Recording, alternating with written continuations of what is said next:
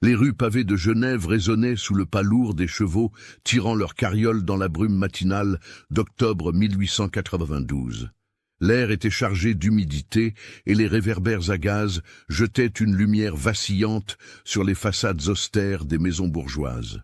Dans ce décor gothique, où l'industrialisation naissante se mêlait aux traditions ancestrales, vivait Marie Morel, une femme de 30 ans aux yeux noirs perçants et au regard hanté par une quête spirituelle qui allait bientôt bouleverser sa vie. Marie habitait un modeste appartement au 3e étage d'un immeuble de la rue du Rhône. Veuve depuis 3 ans, elle avait perdu son époux Henri dans un accident de fabrique, laissant derrière elle un vide immense et des questions sans réponse. Les nuits d'hiver, seule dans son lit froid, elle se demandait si les morts continuaient d'exister quelque part, dans un monde invisible aux vivants. C'est ainsi qu'elle découvrit l'existence du Cercle Spirit de Genève, une société discrète qui se réunissait chaque mardi soir dans le salon feutré de Madame Élisabeth Durand, une dame de la haute bourgeoisie genevoise, passionnée par les communications avec l'au-delà. Le cercle comptait une dizaine de membres, des intellectuels, des artistes, des bourgeois en quête de sens, tous unis par la même fascination pour les phénomènes inexpliqués de l'esprit humain. « Madame Morel », lui dit Madame Durand lors de sa première visite, « vous avez ce regard particulier, celui des âmes sensibles aux vibrations de l'invisible. Je pense que vous pourriez être un excellent médium. » Le salon était décoré de lourdes tentures bordeaux, de meubles en acajou et de portraits sévères d'ancêtres. Une grande table ronde trônait au centre, entourée de chaises rembourrées. L'odeur de l'encens et des bougies de cire parfumait l'atmosphère, créant un environnement propice au recueillement et à la concentration. Marie s'assit timidement entre monsieur Alphonse Cartier, un libraire passionné d'occultisme, et mademoiselle Jeanne Roux, une institutrice célibataire aux manières délicates. Autour de la table, les autres participants se tenaient les mains, formant une chaîne humaine censée favoriser les communications spirituelles. « Concentrez-vous, Madame Morel », chuchota Madame Durand. « Laissez votre esprit s'ouvrir. Ne résistez pas si vous sentez une présence. » Au début, Marie ne ressentait rien d'autre que l'embarras de participer à ce qu'elle considérait comme un jeu de salon pour bourgeois désœuvrés. Mais peu à peu, dans le silence religieux qui régnait dans la pièce, quelque chose d'étrange commença à se produire. Sa respiration se fit plus profonde, ses yeux se fermèrent d'eux-mêmes et une sensation de légèreté l'envahit comme si elle flottait au-dessus de son propre corps. « Elle entre en transe », murmura quelqu'un. La main de Marie, posée sur la table, commença à trembler légèrement. Puis, sans qu'elle en ait conscience, ses doigts se mirent à tracer des formes sur le bois verni, des lettres, des mots, dans une écriture qui n'était pas la sienne. « Henri, c'est Henri qui écrit à travers elle », s'exclama Madame Durand, les yeux brillants d'excitation. Mais quand Marie rouvrit les yeux quelques minutes plus tard, elle ne se souvenait de rien. Les autres membres du cercle lui montrèrent ce qu'elle avait écrit. « Marie, ma chère Marie, je suis là. Naprès de toi. »« Comment est-ce possible ?» balbutia-t-elle, le cœur battant. « Je ne me souviens pas avoir écrit cela. »« C'est le don de l'écriture automatique, » expliqua M. Cartier. « Votre esprit devient un canal pour les âmes désincarnées. C'est un phénomène rare et précieux. » Cette première expérience marqua le début d'une fascination grandissante pour Marie. Chaque mardi, elle retournait au salon de Madame Durand, et à chaque séance, ses transes devenaient plus profondes, ses écrits plus étranges et complexes. D'où me suivez-vous? Laissez un commentaire. Au fil des semaines, l'écriture de Marie lors des transes évoluait. Elle ne se contentait plus de tracer des mots français simples. Parfois, sa main dessinait des caractères qui ressemblaient à des hiéroglyphes, d'autres fois à des symboles indéchiffrables. Monsieur Cartier, qui possédait une vaste collection de livres sur les langues anciennes, tentait de déchiffrer ces mystérieuses écritures. « Regardez, dit-il un soir en montrant un texte écrit par Marie en transe, ces caractères ressemblent au sanskrit, mais déformés, comme si elle tentait de reproduire une langue qu'elle ne connaît pas réellement. » Marie, elle, était troublée par ces phénomènes qu'elle ne contrôlait pas. Dans sa vie quotidienne, elle était une femme rationnelle, ayant reçu une éducation correcte et sachant à peine lire le français et un peu d'allemand. Comment pouvait-elle produire ces textes complexes en état de transe? Peut-être, suggéra mademoiselle Roux, que votre esprit puise dans une mémoire ancestrale ou dans les connaissances de vies antérieures. Cette idée intrigua profondément Marie. Et si elle avait vraiment vécu d'autres existences? Et si ces écritures étranges étaient les traces de ces vies oubliées? C'est lors de la 8e séance que quelque chose de véritablement extraordinaire se produisit. Marie entra dans une transe si profonde que son corps devint totalement rigide. Ses yeux bien couverts semblaient regarder à travers les murs, fixant un point invisible à l'horizon. Sa main, armée d'une plume, se mit à écrire avec une rapidité et une précision stupéfiantes. « Je suis Simandini », écrivit-elle d'une écriture ferme et élégante, totalement différente de sa calligraphie habituelle. « Princesse des terres de l'Inde ancienne, morte il y a 3 siècles, mais mon esprit demeure. » Le salon était plongé dans un silence religieux. Même Madame Durand, pourtant habituée aux phénomènes spirites, regardait Marie avec un mélange de fascination et d'inquiétude. L'écriture continuait, les palais de marbre blanc, les jardins de lotus, les rituels sacrés sous la lune. Tout cela vit encore dans les méandres de l'éternité. Puis, sans transition, la main de Marie se mit à dessiner. Des palais aux architectures complexes, des jardins luxuriants, des personnages en costumes traditionnels indiens. Les détails étaient d'une précision remarquable, comme si elle copiait des images qu'elle avait sous les yeux. « Comment peut-elle dessiner avec tant de précision l'architecture moghole ?» chuchota M. Cartier. « Elle n'a jamais quitté Genève de sa vie. » Quand Marie sortit de sa transe, 1 heure plus tard, elle était épuisée. Elle regarda les dessins et les textes qu'elle avait produits avec un mélange d'émerveillement et de terreur. « Ce n'est pas moi qui ai fait cela. » murmura-t-elle, les mains tremblantes. « Je ne sais même pas à quoi ressemble l'Inde. Comment aurais-je pu dessiner ces palais ?» Cette séance marqua un tournant dans la vie de Marie. Dès le lendemain, elle se rendit à la bibliothèque de Genève pour chercher des livres sur l'Inde ancienne.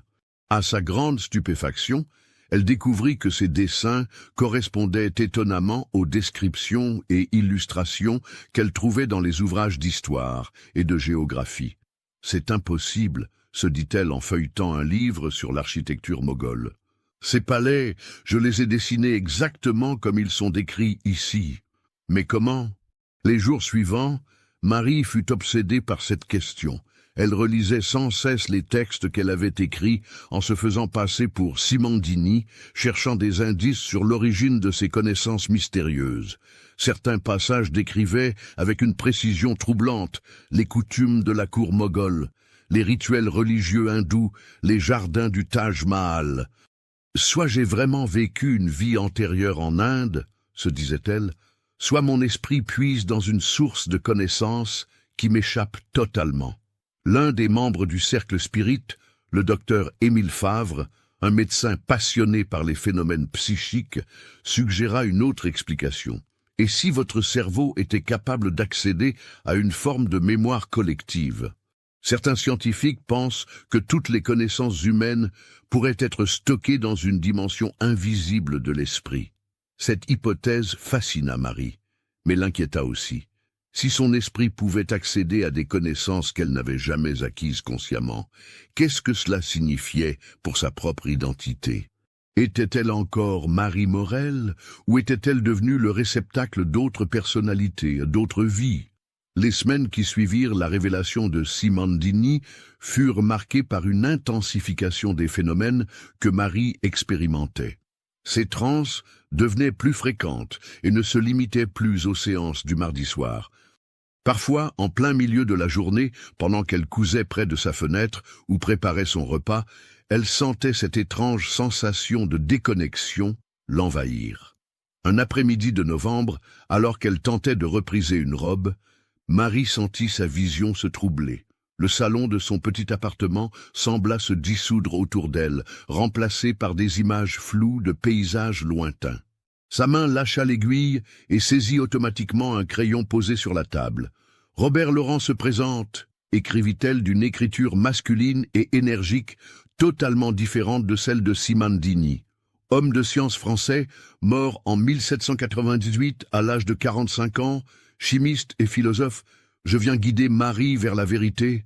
Cette nouvelle personnalité, qui s'exprimait à travers Marie, intrigua grandement les membres du cercle spirit.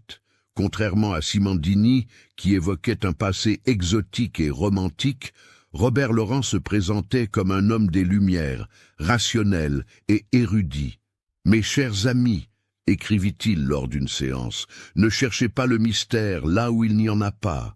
L'esprit humain recèle des facultés insoupçonnées. Marie ne canalise pas les morts, elle explore les profondeurs de son propre subconscient. » Cette explication paradoxale, un supposé esprit qui niait l'existence des esprits, troubla profondément l'assemblée. Madame Durand, fervent croyante au spiritisme, ne savait plus quoi penser. « Si vous n'êtes pas un véritable esprit, demanda-t-elle à Robert, lors d'une séance, comment expliquez-vous la précision des connaissances que vous et Simandini manifestez ?» La réponse vint sous forme d'un long discours écrit par la main de Marie, mais dans un style qui rappelait les traités scientifiques du XVIIIe siècle. L'esprit humain est comme un grand livre dont nous ne lisons que quelques pages consciemment. Mais dans les profondeurs de notre mémoire sommeillent toutes les expériences de notre espèce, tous les savoirs accumulés par l'humanité depuis ses origines. Marie, par sa sensibilité particulière, parvient à accéder à ces couches profondes de la connaissance. Cette explication révolutionnaire pour l'époque anticipait étrangement les théories que développeraient plus tard certains psychologues sur l'inconscient collectif. Mais en 1892, à Genève, de telles idées paraissaient aussi fantastiques que la communication avec les morts. Le docteur Thomas Bertrand, un jeune psychiatre formé à Paris et récemment installé à Genève, entendit parler du cas de Marie par l'intermédiaire du docteur Favre. Intrigué par ce phénomène d'écriture automatique, il demanda à assister à une séance.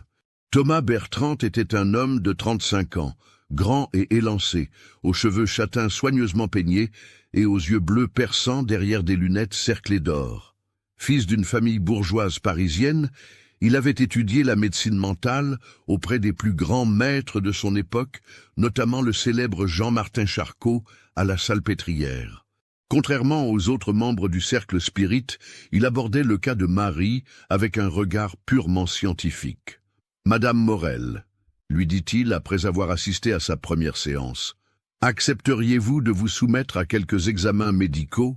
Je ne cherche pas à nier vos expériences, mais à les comprendre d'un point de vue scientifique. » Marie, qui commençait à être inquiète de la fréquence et de l'intensité de ses transes, accepta volontiers. Elle se rendait compte que ces phénomènes prenaient une place de plus en plus importante dans sa vie, au point de perturber son quotidien. Le cabinet du docteur Bertrand se trouvait dans un élégant hôtel particulier de la rue de la Coraterie. Son bureau était meublé sobrement. Un grand secrétaire en noyer, des étagères chargées d'ouvrages médicaux, quelques instruments scientifiques posés sur une table d'examen. Les murs étaient décorés de diplômes et de photographies de ses maîtres parisiens.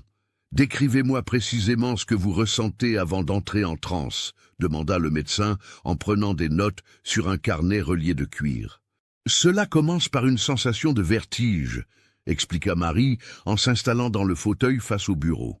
Comme si le monde autour de moi devenait flou, puis j'ai l'impression de flotter, de n'être plus dans mon corps.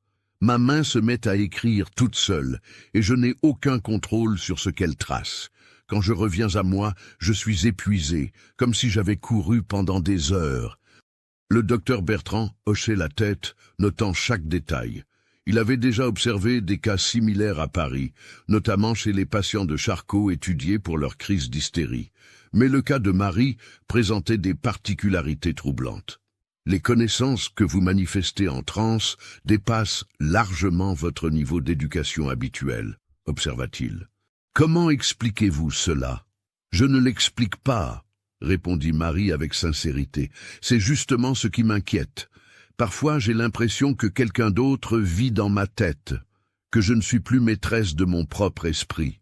Cette confession révélait l'angoisse profonde qui habitait Marie. Loin d'être grisée par ses dons, comme les autres membres du cercle spirit, elle commençait à les percevoir comme une menace pour son équilibre mental. Le docteur Bertrand décida de mener ses propres expériences. Il installa Marie dans une pièce calme de son cabinet, l'hypnotisa légèrement pour favoriser l'état de transe, et observa attentivement ses réactions physiologiques pendant qu'elle écrivait automatiquement. « Passionnant !» murmurait-il en prenant des notes. Son rythme cardiaque s'accélère, sa respiration devient superficielle, mais son écriture reste parfaitement contrôlée. C'est comme si une partie de son cerveau fonctionnait indépendamment du reste. Pendant ces séances médicales, de nouvelles personnalités commencèrent à s'exprimer à travers Marie. Outre Simondini et Robert Laurent, apparurent Giuseppe, un peintre italien du XVIe siècle, Astrid, une paysanne scandinave du Moyen-Âge, et plusieurs autres entités aux biographies précises et cohérentes. Chaque personnalité a son style d'écriture propre, nota le docteur Bertrand. Giuseppe écrit avec des tournures italiennes. Astrid utilise des expressions archaïques qui rappellent les langues nordiques anciennes. C'est comme si Madame Morel possédait une véritable troupe de comédiens dans son esprit. Mais plus troublant encore était le fait que ces personnalités semblaient connaître des détails historiques que Marie n'aurait jamais pu apprendre par elle-même. Giuseppe décrivait avec précision les techniques de peinture de la Renaissance italienne, Astrid évoquait les conditions de vie dans les campagnes scandinaves du XIIIe siècle avec un réalisme saisissant.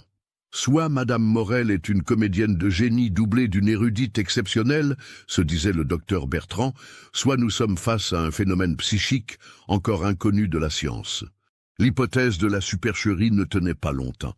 Marie était une femme simple, veuve d'un ouvrier, n'ayant jamais quitté Genève et ne possédant chez elle que quelques livres de piété et des romans populaires. Comment aurait-elle pu acquérir des connaissances aussi précises sur l'histoire de l'art italien ou les coutumes médiévales scandinaves?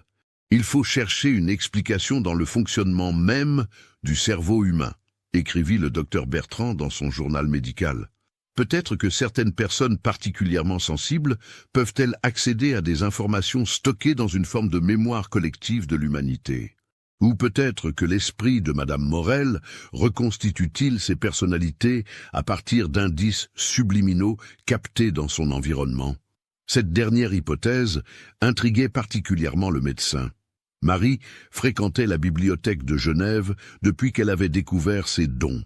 Peut-être son cerveau enregistrait-il inconsciemment des informations qu'elle feuilletait dans les livres, pour les ressortir ensuite sous forme de personnalités fictives. Pour tester cette théorie, le docteur Bertrand décida de mener une expérience.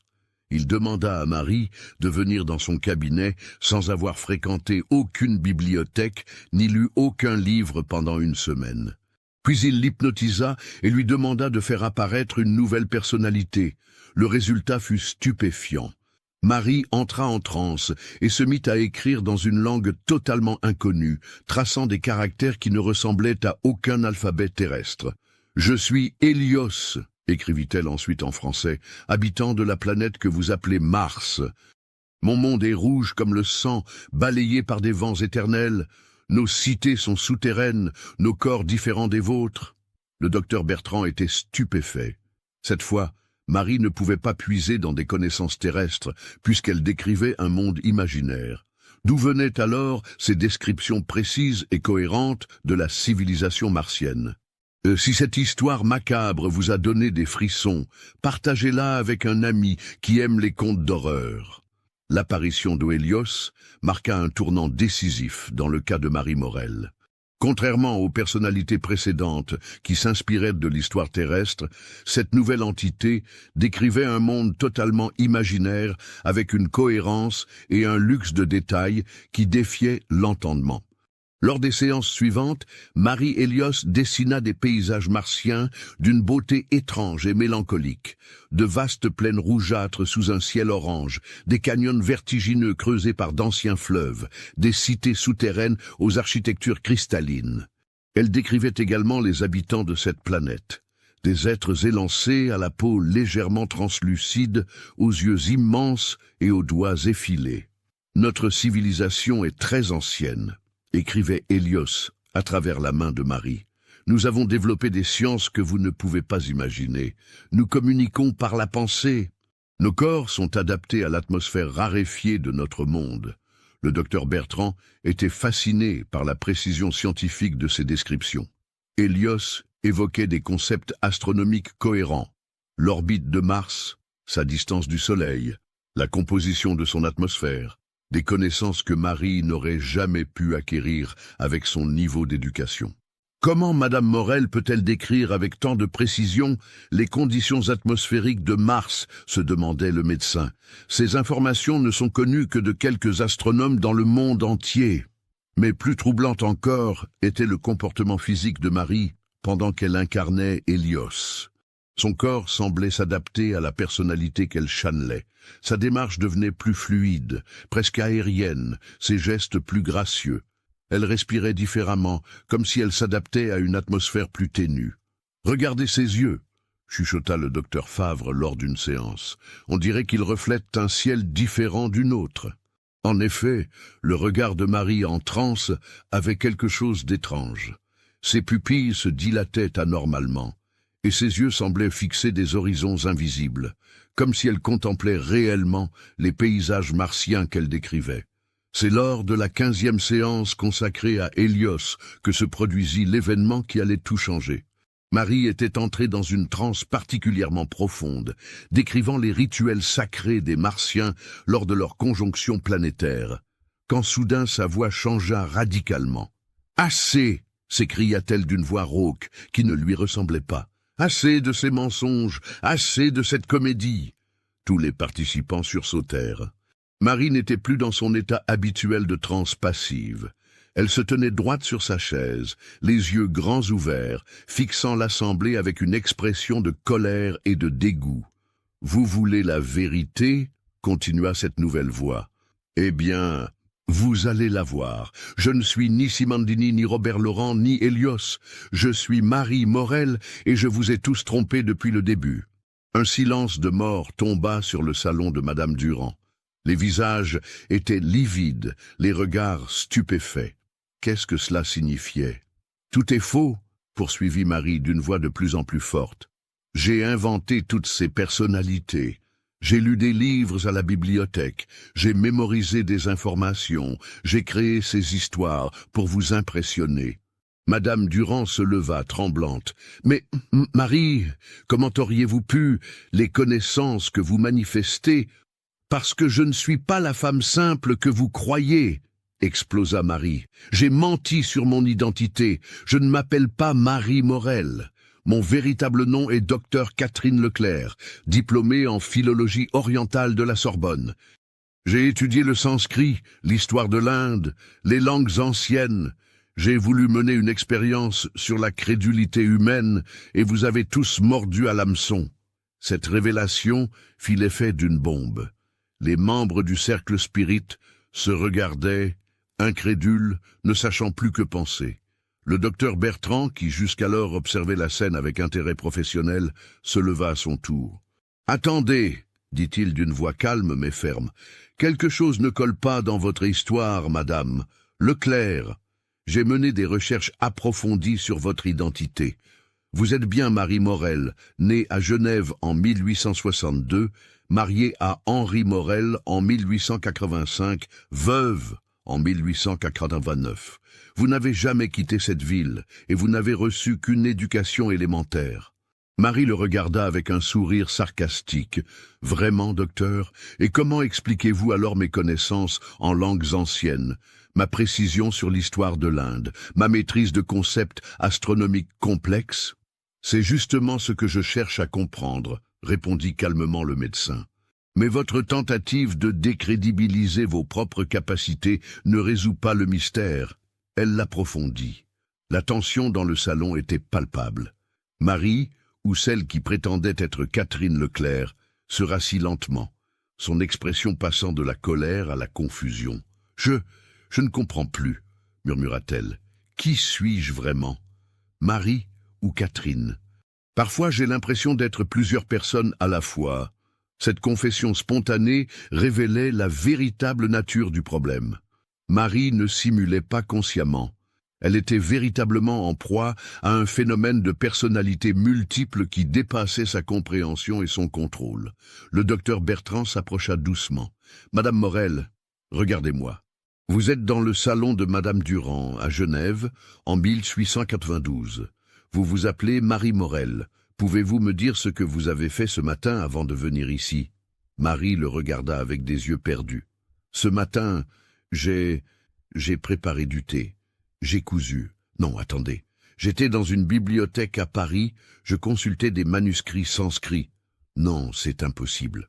Je n'ai jamais quitté Genève. » Les souvenirs se mélangeaient dans son esprit, créant une confusion croissante entre sa véritable identité et les personnalités qu'elle avait développées. « Docteur » intervint mademoiselle Roux d'une voix inquiète. « Est-elle en train de perdre la raison ?»« Pas exactement », répondit Thomas Bertrand, après avoir observé attentivement les réactions de Marie. « Je pense que nous assistons à un phénomène de dissociation mentale. Son esprit a créé des personnalités alternatives si détaillées et si cohérentes qu'elles sont devenues autonomes. Elle ne simule pas, elle vit réellement ses autres identités. » Cette explication rationnelle, bien que troublante, était plus acceptable pour l'Assemblée que l'hypothèse spirite. Mais elle soulevait de nouvelles questions. Comment l'esprit de Marie avait-il pu créer des connaissances aussi précises sur des sujets qu'elle n'avait jamais étudiés? Il existe peut-être, suggéra le docteur Bertrand, des mécanismes inconscients de l'esprit humain que nous ne comprenons pas encore. Des capacités d'apprentissage et de synthèse qui dépassent nos connaissances actuelles en psychologie. Marie, épuisée par cette crise, s'était affaissée dans son fauteuil. Elle regardait alternativement les membres du cercle spirit et le médecin, cherchant désespérément à comprendre ce qui lui arrivait. « Aidez-moi » supplia-t-elle. « Je ne veux plus de ces voix dans ma tête. Je veux juste redevenir moi-même. Mais je ne sais plus qui je suis vraiment. » Les semaines qui suivirent la crise de révélation de Marie furent marquées par une détérioration progressive de son état mental. Le docteur Bertrand avait conseillé l'arrêt immédiat des séances spirites, mais le mal était fait. Les personnalités multiples que Marie avait développées ne disparurent pas avec l'abandon du cercle de Madame Durand. Au contraire, elle semblait avoir acquis une autonomie croissante. Dans son petit appartement de la rue du Rhône, Marie vivait désormais un cauchemar éveillé. Le matin, elle pouvait se réveiller en étant Marie Morel, la veuve genevoise, mais dans l'après-midi, elle se retrouvait à parler sanskrit comme Simandini ou à disserter sur les théories scientifiques comme Robert Laurent. Ces transitions se produisaient sans prévenir, parfois plusieurs fois par jour. « Docteur Bertrand » écrivit-elle dans une lettre qu'elle lui adressa fin novembre, « je perds pied. Hier, j'ai passé toute la matinée à dessiner des paysages de Mars, en me croyant être Hélios. Quand j'ai repris conscience, j'étais entouré de dizaines de croquis que je ne me souvenais pas avoir réalisés. Comment mon esprit peut-il créer des choses à mon insu ?» Le médecin décida d'intensifier ses observations. Il demanda à Marie de venir à son cabinet tous les 2 jours pour des séances d'études approfondies. Son objectif était double: comprendre scientifiquement le phénomène dont elle souffrait et tenter de l'aider à retrouver un équilibre psychique. « Madame Morel, lui dit-il lors d'une consultation, je vais vous hypnotiser légèrement pour tenter de communiquer directement avec vos autres personnalités. Il faut que nous comprenions leur origine et leur fonctionnement. » Sous hypnose légère, Marie accepta de laisser parler ses différentes identités. Le docteur Bertrand put ainsi s'entretenir individuellement avec Simandini, Robert Laurent, Hélios et les autres personnalités qui peuplaient l'esprit fragmenté de sa patiente. « Je suis consciente de partager cet esprit avec d'autres », lui confia Simandini lors d'un de ses entretiens. « Nous sommes comme des locataires dans la même maison. Parfois nous nous parlons, parfois nous nous ignorons. Marie est la propriétaire légitime, mais elle ne sait plus comment nous expulser. » Cette métaphore révélait la complexité du phénomène. Les personnalités alternatives n'étaient pas de simples masques que Marie endossait consciemment. Elles semblaient avoir développé leur propre conscience, leurs propres souvenirs, leurs propres désirs. Robert Laurent se montra particulièrement coopératif lors de ces entretiens. « Docteur, je pense que nous sommes les produits de l'imagination exceptionnelle de Marie. Elle possède une intelligence remarquable, mais bridée par son milieu social et son époque. En nous créant, elle a libéré ses potentialités intellectuelles refoulées. » Cette explication psychologique était séduisante, mais ne résolvait pas toutes les énigmes. Comment Marie avait-elle pu inventer des détails historiques aussi précis? D'où venaient ces connaissances en astronomie martienne qui dépassaient les découvertes scientifiques de l'époque? Le docteur Bertrand décida de mener une enquête plus poussée. Il se rendit à la bibliothèque de Genève pour examiner les registres des ouvrages consultés par Marie depuis qu'elle avait découvert ses dons. Il découvrit qu'elle avait effectivement emprunté de nombreux livres d'histoire, de géographie, de langues orientales, d'astronomie. « Voici peut-être la clé du mystère », se dit-il. Marie a une mémoire exceptionnelle. Elle lit ses ouvrages, enregistre inconsciemment une quantité phénoménale d'informations, puis ses personnalités alternatives utilisent ces connaissances pour construire leur récit. Mais cette explication rationnelle butait sur un obstacle. Les bibliothécaires confirmaient que Marie ne consultait ses livres que depuis 2 mois, alors que ses manifestations de connaissances avancées avaient commencé dès sa première séance spirit. « Il y a quelque chose qui m'échappe », admit le médecin dans son journal. Soit Madame Morel cache une érudition qu'elle possédait avant de fréquenter le cercle spirit, soit nous sommes face à un phénomène que la science actuelle ne peut pas expliquer. C'est à cette époque que l'état de Marie commença à alarmer sérieusement son entourage. Madame Rousseau, sa voisine de palier, raconta au docteur Bertrand des incidents troublants. « Hier soir, je l'ai entendue parler toute seule dans son appartement. Mais ce n'était pas du français, on aurait dit une langue étrangère, avec des sonorités très étranges. Et puis parfois, elle criait, comme si elle se disputait avec quelqu'un. Quand j'ai frappé à sa porte pour m'assurer qu'elle allait bien, elle m'a ouvert en me regardant comme si elle ne me reconnaissait pas. Elle m'a dit s'appeler Astrid et m'a parlé en patois, comme les paysans d'autrefois. Ces épisodes de confusion identitaire devenaient de plus en plus fréquents.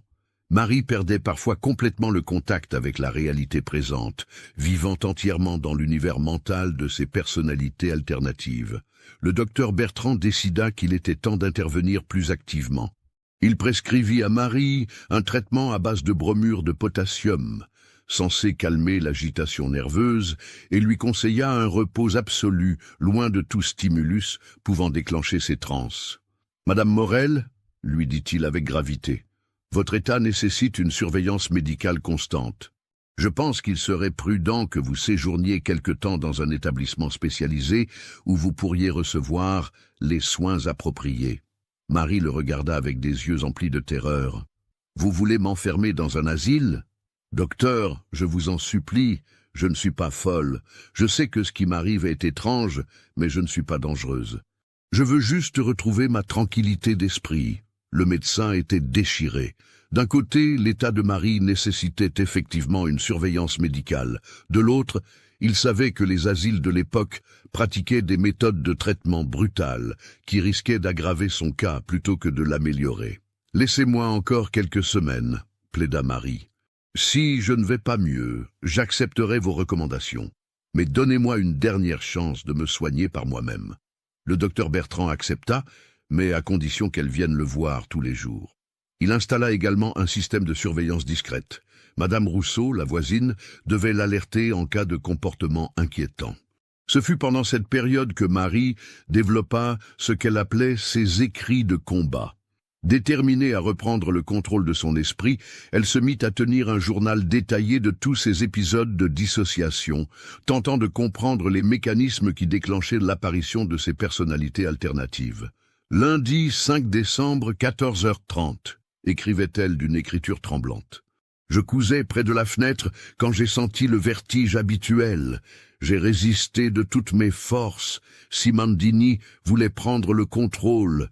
Je l'ai senti pousser contre ma conscience comme quelqu'un qui frappe à une porte. J'ai serré les dents, J'ai continué à coudre, j'ai récité des prières.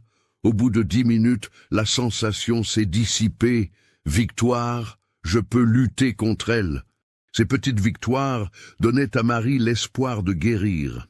Elle développa toute une série de techniques pour résister aux invasions de ses personnalités alternatives. Concentration sur des tâches manuelles, récitation de textes familiers, exercice de respiration, mais plus elle luttait, plus les autres semblaient se rebeller. Les épisodes de dissociation devenaient plus violents, les transitions plus brutales. Parfois, Marie se retrouvait dans des situations embarrassantes, sans comprendre comment elle y était arrivée. Un matin de décembre, elle se réveilla dans sa cuisine. Habillée d'une robe qu'elle ne se souvenait pas avoir mise, entourée de dizaines de feuillets, couverts d'une écriture qu'elle ne reconnaissait pas. En les examinant, elle découvrit avec horreur qu'il s'agissait d'un récit détaillé, décrivant des rituels de sacrifice humains, soi-disant pratiqués dans l'Inde ancienne. « Je n'ai jamais écrit cela », se dit-elle, épouvantée. « D'où viennent ces images terrifiantes? Pourquoi Simandini me fait-elle écrire des choses si horribles ?» Elle brûla immédiatement ses écrits, mais l'incident la marqua profondément. Elle commençait à avoir peur de ses propres personnalités alternatives, qui semblaient évoluer vers quelque chose de plus sombre et de plus inquiétant. Soutenez notre chaîne en cliquant sur le bouton « Merci » en forme de cœur, afin que nous puissions continuer à vous proposer des histoires aussi sombres et captivantes que celle-ci. C'est dans ce contexte qu'eut lieu l'incident qui allait précipiter la crise finale. Un après-midi de la mi-décembre, Marie reçut la visite inattendue de mademoiselle Jeanne Roux, l'ancienne institutrice, membre du Cercle Spirit. « Ma chère Marie, » lui dit-elle avec compassion, « je sais que le docteur Bertrand vous a conseillé d'éviter tout ce qui pourrait déclencher vos manifestations. Mais j'ai pensé que vous aimeriez savoir.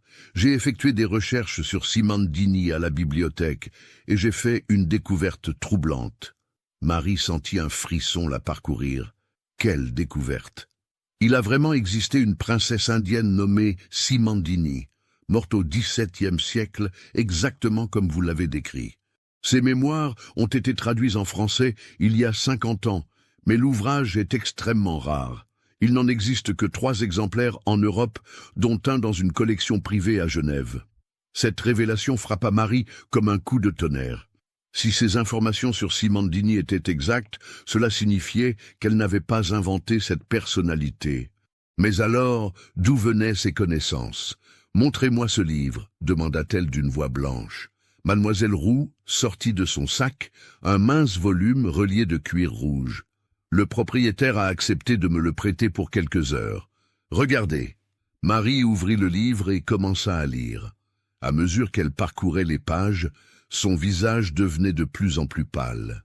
Chaque détail qu'elle avait donné sur la vie de Simandini était confirmé par ce texte qu'elle n'avait jamais lu. « C'est impossible », murmura-t-elle. « Comment ai-je pu savoir tout cela ?» Mais le plus troublant était encore à venir. En tournant les pages, Marie découvrit un chapitre consacré aux écrits mystiques de Simandini, des textes que la princesse avait rédigés sous l'influence de transes religieuses et qui décrivaient des visions d'autres mondes. Des mondes rouges, balayés par des vents éternels, lut Marie à haute voix. Des êtres translucides aux yeux immenses, des cités souterraines aux architectures cristallines. C'était exactement la description que Hélios avait donnée de Mars à travers elle. Comment était-ce possible? Cette découverte ébranla complètement les certitudes de Marie sur la nature de ses expériences. Si elle n'avait pas inventé Simandini, si ces visions martiennes correspondaient à des textes anciens qu'elle n'avait jamais lus, alors qu'est-ce que cela signifiait? Peut-être, suggéra timidement mademoiselle Roux, que les esprits existent vraiment, que vous êtes un véritable médium. Mais cette explication, qui l'aurait rassurée quelques mois plus tôt, terrifia désormais Marie. Si c'était vrai, si elle était réellement en contact avec des entités extérieures, comment pourrait-elle jamais retrouver la paix de l'esprit? Cette nuit-là, Marie ne dormit pas.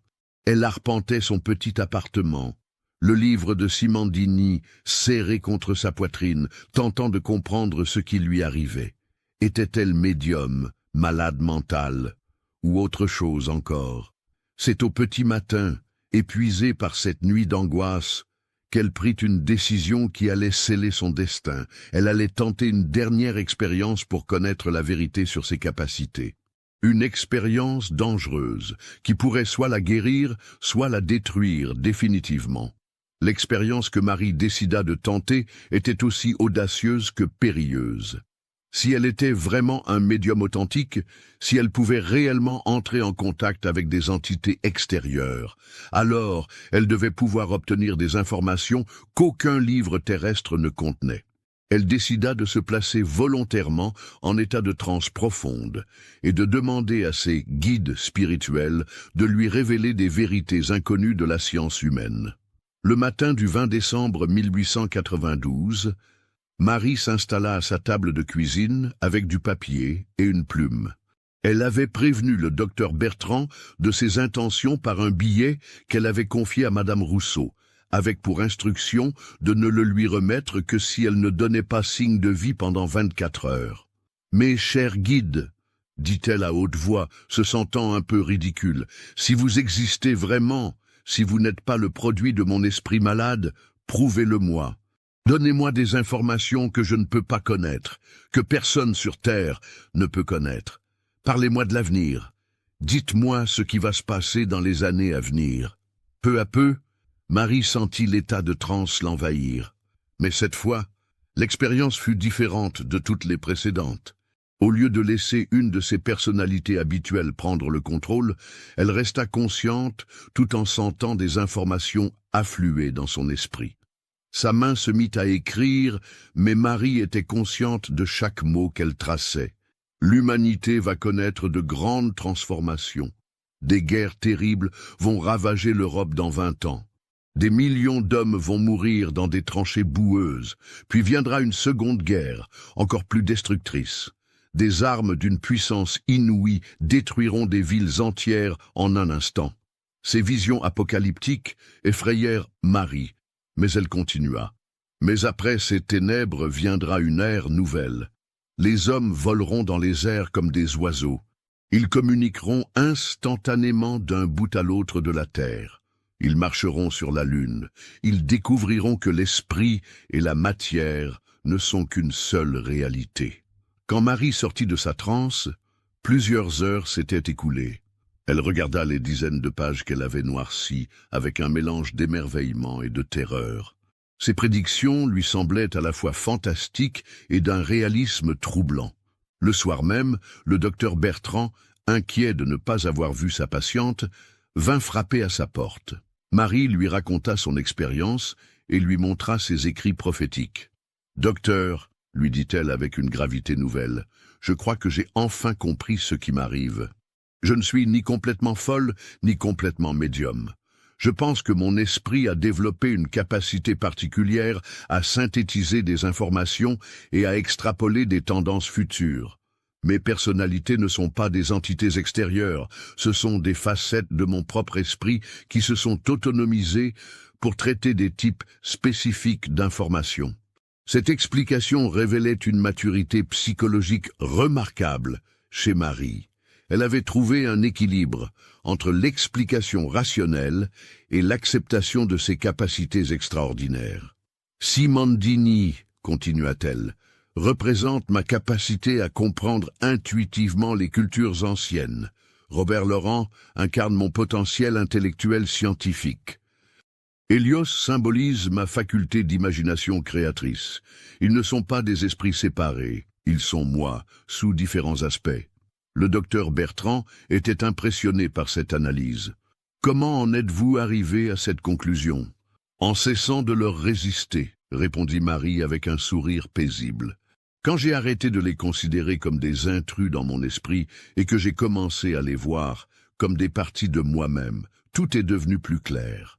Je peux maintenant choisir quand faire appel à leurs connaissances spécifiques, au lieu de les subir passivement. » Cette prise de conscience marqua le début de la guérison de Marie. Au lieu de lutter contre ses personnalités multiples, elle apprit à les intégrer harmonieusement dans sa psyché.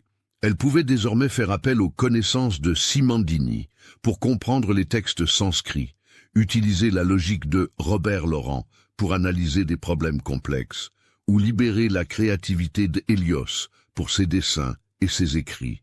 Le docteur Bertrand documenta soigneusement cette évolution remarquable. Madame Morel a réussi à transformer ce qui était un trouble dissociatif destructeur en une ressource créatrice exceptionnelle. Elle a développé une forme de génie synthétique qui lui permet d'accéder à des niveaux de connaissance et de créativité inhabituels. Mais la véritable guérison de Marie ne vint pas seulement de cette acceptation de ses capacités. Elle vint de la découverte d'un sens à donner à ses expériences. Elle réalisa qu'elle pouvait utiliser ses dons pour aider d'autres personnes. Elle commença à offrir ses services comme consultante en développement personnel, aidant les gens à explorer leurs propres potentialités cachées. Elle ne prétendait plus communiquer avec les morts, mais elle utilisait sa capacité d'empathie exceptionnelle et ses connaissances synthétiques pour guider ses clients vers une meilleure compréhension d'eux-mêmes. Nous avons tous des personnalités multiples en nous, expliquait-elle à ses clients. Le sage, l'artiste, le scientifique, l'aventurier. Le secret n'est pas de les nier, mais de les reconnaître et de les harmoniser. Cette approche révolutionnaire pour l'époque anticipait les développements futurs de la psychologie humaniste. Marie était devenue, sans le savoir, une pionnière de ce qu'on appellerait plus tard la psychologie transpersonnelle. Le cercle spirit de Madame Durand se transforma également sous l'influence de Marie. Au lieu de chercher à communiquer avec les morts, les participants se mirent à explorer les ressources créatrices de leur propre esprit. Madame Durand découvrit qu'elle avait un don pour la peinture intuitive, Monsieur Cartier révéla des talents d'écrivain, Mademoiselle Roux développa des capacités d'enseignement innovantes. Marie nous a appris que nous n'avons pas besoin de chercher des guides extérieurs, dit Madame Durand lors d'une réunion. Nous portons déjà en nous toute la sagesse et la créativité dont nous avons besoin. Au fil des mois, la réputation de Marie grandit dans les cercles intellectuels genevois. Le docteur Bertrand publia plusieurs articles sur son cas dans des revues médicales européennes, décrivant une nouvelle approche thérapeutique basée sur l'intégration des aspects dissociés de la personnalité plutôt que sur leur suppression. Le cas de Madame Morel, écrivit-il, nous enseigne que ce que nous appelons maladie mentale peut parfois être le signe d'un potentiel créateur exceptionnel qui cherche à s'exprimer. Notre rôle en tant que médecin n'est pas toujours de normaliser, mais parfois d'aider nos patients à donner un sens constructif à leurs expériences inhabituelles. Cette philosophie médicale avant-gardiste attira l'attention de praticiens dans toute l'Europe. Le cabinet du docteur Bertrand devint un centre de recherche informel sur les potentialités créatrices de l'esprit humain. Marie, quant à elle, ne cessa jamais complètement ses écrits automatiques, mais elle les aborda désormais avec sérénité et discernement. Ses visions du futur, consignées lors de sa dernière grande expérience, se révélèrent étonnamment prophétiques avec le temps. Elle avait effectivement prévu les grandes guerres du XXe siècle, les progrès de l'aviation et des communications, l'exploration spatiale. Comment expliquez-vous la justesse de vos prédictions ? Lui demanda un jour un journaliste venu l'interviewer. Je ne prédis pas l'avenir, répondit Marie avec modestie. Je synthétise simplement les tendances du présent pour en extrapoler les développements logiques. Mon esprit, libéré des contraintes de la pensée conventionnelle, peut percevoir des patterns et des connexions que la conscience ordinaire ne remarque pas. Cette explication rationnelle n'enlevait rien au caractère extraordinaire de ses capacités. Marie était devenue un exemple vivant du potentiel créateur de l'esprit humain quand il parvient à dépasser ses limitations habituelles. En 1895, 3 ans après le début de ses expériences spirites, Marie épousa le docteur Thomas Bertrand. Leur union, née de la compréhension mutuelle et du respect intellectuel, symbolisait la réconciliation entre la science et les dimensions inexpliquées de l'esprit humain. Ensemble, ils fondèrent l'Institut genevois de recherche psychologique dédié à l'étude des capacités créatrices exceptionnelles.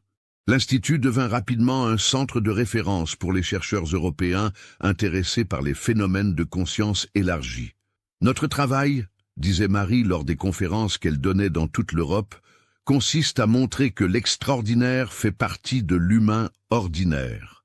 Nous n'avons pas besoin de chercher le miracle ailleurs, il est déjà en nous, attendant simplement d'être reconnu et cultivé. Cette philosophie révolutionnaire influença toute une génération de penseurs et de chercheurs. L'approche développée par Marie et Thomas anticipait les découvertes de la psychologie moderne sur la plasticité du cerveau et les potentialités inexploitées de l'esprit humain. L'histoire de Marie Morel ne se termina pas par une guérison conventionnelle, mais par une transformation profonde qui fit d'elle une pionnière de l'exploration des ressources créatrices de la conscience humaine. Elle avait réussi à transformer ce qui aurait pu être une descente dans la folie en une ascension vers un niveau supérieur de réalisation personnelle. En 1920, à l'âge de 58 ans, Marie publia ses mémoires sous le titre « L'écriture des ombres éternelles ». L'ouvrage, qui racontait son parcours de la crise psychologique à l'intégration créatrice, devint un classique de la littérature psychologique. Il inspira de nombreux chercheurs et thérapeutes dans le développement de nouvelles approches de la santé mentale, basées sur l'acceptation et l'intégration, plutôt que sur la répression et la normalisation. Les ombres de notre esprit ne sont pas nos ennemis, écrivait-elle en conclusion de ses mémoires. Elles sont nos alliés méconnus, porteuses de trésors cachés. Quand nous cessons de les fuir pour apprendre à les accueillir, elles se transforment en lumière. Cette sagesse, née de l'expérience douloureuse mais transformatrice de Marie, continue d'éclairer tous ceux qui, confrontés au mystère de leur propre esprit, cherchent non pas à les éliminer, mais à les comprendre et à les intégrer dans une vision plus riche et plus complète de l'existence humaine. Marie Morel-Bertrand mourut paisiblement en 1932, à l'âge de 70 ans, entourée de ses proches et de ses collaborateurs. Ses derniers mots, selon Thomas, furent « Je vais enfin découvrir si mes autres moi m'attendaient quelque part ou s'ils font simplement partie du grand tout dans lequel nous retournons tous. » L'Institut qu'elle avait fondé continua ses recherches pendant des décennies, contribuant au développement de la psychologie humaniste et transpersonnelle. Son approche innovante de l'intégration des aspects dissociés de la personnalité influença des générations de thérapeutes et de chercheurs. Aujourd'hui encore, l'histoire de Marie Morel reste un témoignage puissant de la capacité humaine à transformer les crises les plus profondes en opportunités de croissance et de créativité exceptionnelles. Elle nous rappelle que les frontières de l'esprit humain sont bien plus vastes et plus mystérieuses que nous ne l'imaginons généralement, et que ce que nous appelons « normalité » n'est peut-être qu'une fraction infime de notre véritable potentiel. Qu'avez-vous pensé de l'histoire? Laissez votre commentaire ci-dessous et partagez vos réflexions sur ce cas terrifiant. Envie d'autres histoires d'horreur mêlant histoire et mystère? Abonnez-vous, activez la cloche de notification et partagez avec ceux qui aiment le côté obscur de l'humanité. À bientôt pour le prochain cauchemar.